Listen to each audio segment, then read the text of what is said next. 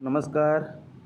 आपण देखिपे जो स्क्रीन अच्छी subhadra.odisha.gov.in ये हूँ लिंक एटा हूँ ओडिशा गवर्नमेंट ऑफिशियल लिंक।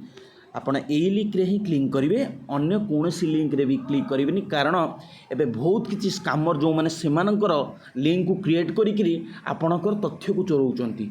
तो तेणुक सचेतन रही ये लिंक रे आपण ऑनलाइन करेंगे। मैं बर्तमान सर्च करदेली आप देखिपे एटा हूँ गवर्नमेंट लिंक आप देखिपारे एटा गवर्नमेंट लोगो अच्छे आप देखिपे। बर्तमान हेल्पलाइन नंबर आप देखिपे ऊपर अच्छे ये 14678 अच्छी।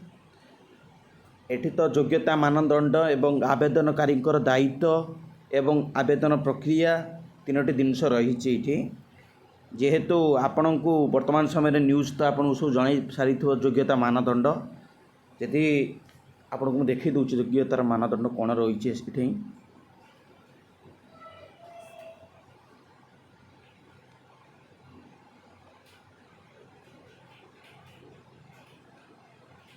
वर्तमान समय गवर्नमेंट जो सर्वर पूरा डाउन अच्छी कारण समस्त वर्तमान समय सर्च कर योजना विषय जानापी।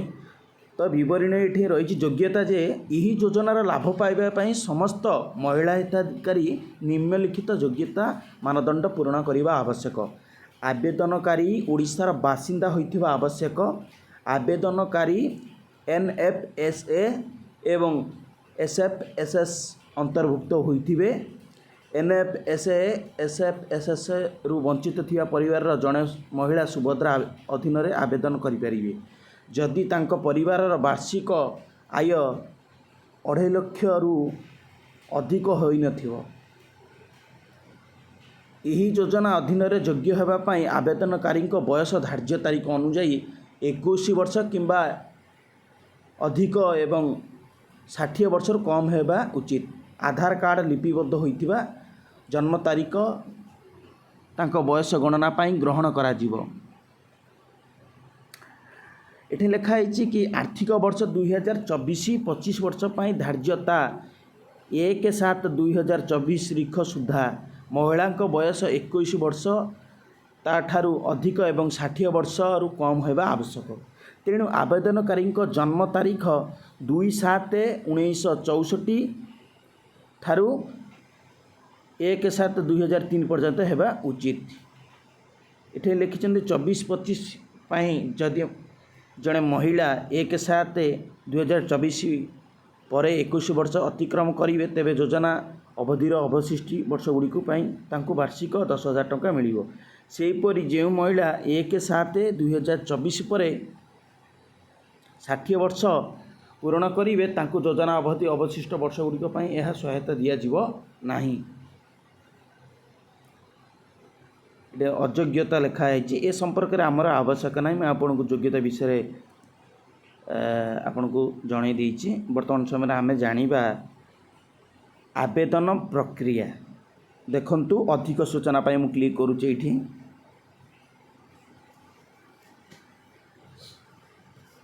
वर्तमान समय सर्वर टिके डाउन अच्छी कारण ओडिशा रे वर्तमान प्रत्येक लोक सर्च करुचंती गवर्नमेंट आईडी रे लिंक रे।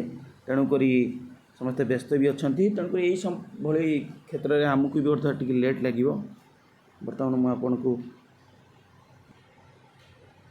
वर्तमान आसी जाइए आवेदन प्रक्रिया हिताधिकारी को चिन्हट। समस्त योग्य महिला आवेदनकारी यही योजना अधीन रे लाभ पाइबा आवेदन करने आवश्यक। आवेदन गुड़िक एक मुद्रित फॉर्म पूरण करी ऑफलाइन तथा सुभद्रा पोर्टाल माध्यम ऑनलाइन करा जाई पारिबो। विभिन्न स्थान और कार्यालय यथा अंगनवाड़ी केंद्र, ब्लॉक कार्यालय तथा ULB कार्यालय, मो सेवा केंद्र, साधारण सेवा केंद्र इत्यादि रे पर्याप्त मुद्रित आवेदन फॉर्म मागणा उपलब्ध हेबो। आवेदनकारी माने फॉर्म पूरण करी एहाकु निकटस्थ मो सेवा केंद्र MSK साधारण केंद्र रे दाखल करने को पड़िबो। आवेदनकारी द्वारा दाखल करा जाइथिबा फॉर्म एवं आधार कोनोसी असंगत थिले आधार रे थिबा सूचना को चूड़ांत भावे ग्रहण करा जिवो।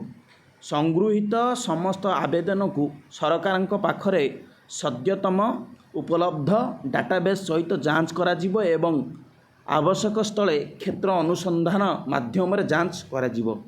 समस्त आवेदनकारी सुभद्रा अधीन योग्य विवेचित होगापाई निजक प्रमाणित करेंगे। एथिपाई आवश्यक घोषणानाम देवे एवं ई-21 आवश्यकता को पूरण करेंगे। ई-21 चेहरा प्रमाणीकरण फेस ऑथेंटिकेशन सबुठु पसंदयोग्य माध्यम हेबो। हिताधिकारी माने सेमानंकर आधार नंबर प्रदान करी सुभद्रा मोबाइल ऐप माध्यम यह प्रक्रिया संपादन करिपारिबे।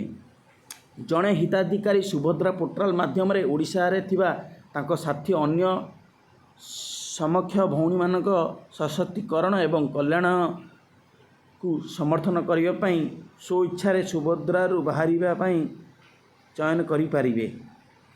वीडियोटी आपन देखिले। वीडियोटी यदि भल लगे निश्चित भाव में आप सब्सक्राइब करेंगे चैनल को।